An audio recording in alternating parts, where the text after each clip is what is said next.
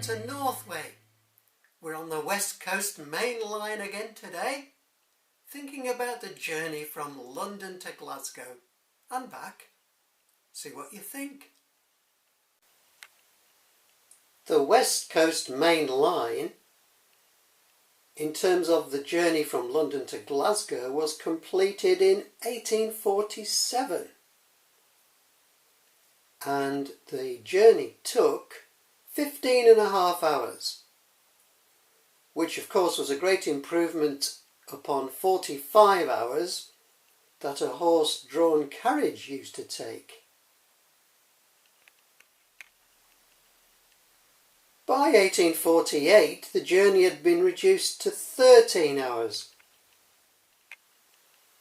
And then in the late 1880s, the races to the north began, when we had the rivalry that was building up between the West Coast route and the East Coast route.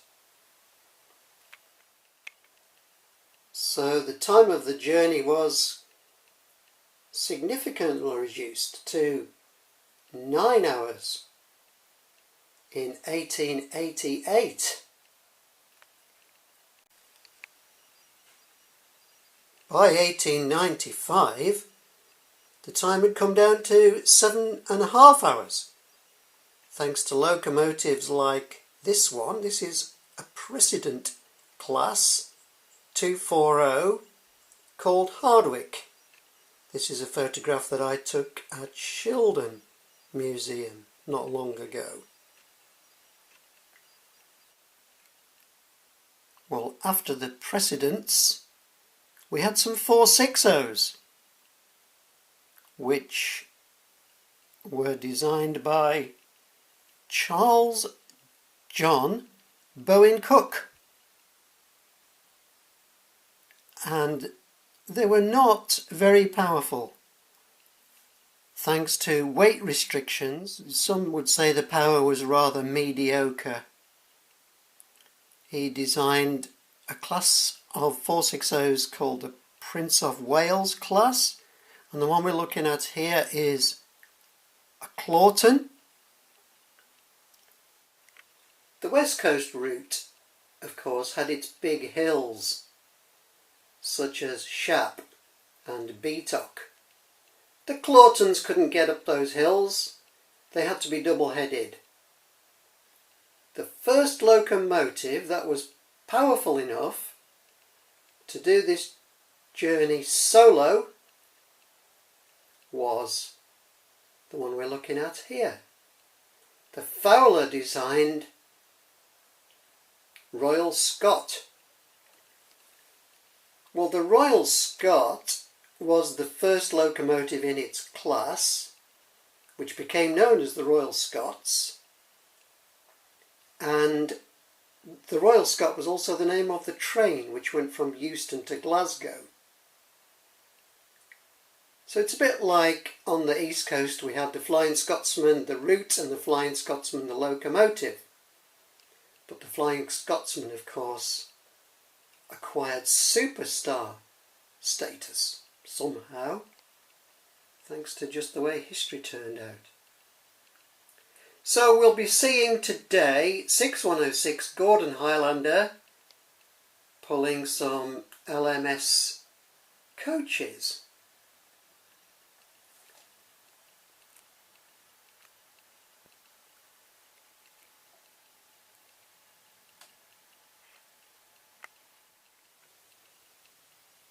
The turnaround at the LMS came, of course, when Stanier arrived. And his first big express locomotive was the Jubilee. And here we're looking at Collapure in British Railways green early livery. So I guess we'll have to put some Crimson Cream Mark 1s to go with Collapure. And we can't talk about going from London to Glasgow or Glasgow to London, without a mention of the Duchesses. Here is City of Chester, early British Railways crest in the so-called experimental blue livery. So we'll have some early crimson cream coaches here, some repainted stanniers. The Duchesses in 1937 could do the journey from London to Glasgow in 6.5 hours, which is pretty much what the time remained as for the next 40 years.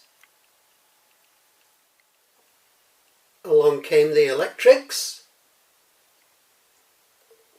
Initially, the electrification only got as far as Crewe. So a locomotive like this one in this livery would not have managed the whole journey. This is an AL5 in the early electric blue livery. So I'm guessing some maroon Mark 1s to go with her.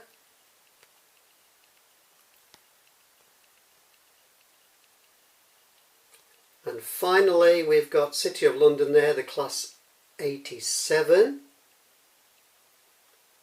number 87005. We're still on a journey time of 6.5 hours. Now, of course, with the Pendolinos, the timetable time is 4.5 hours.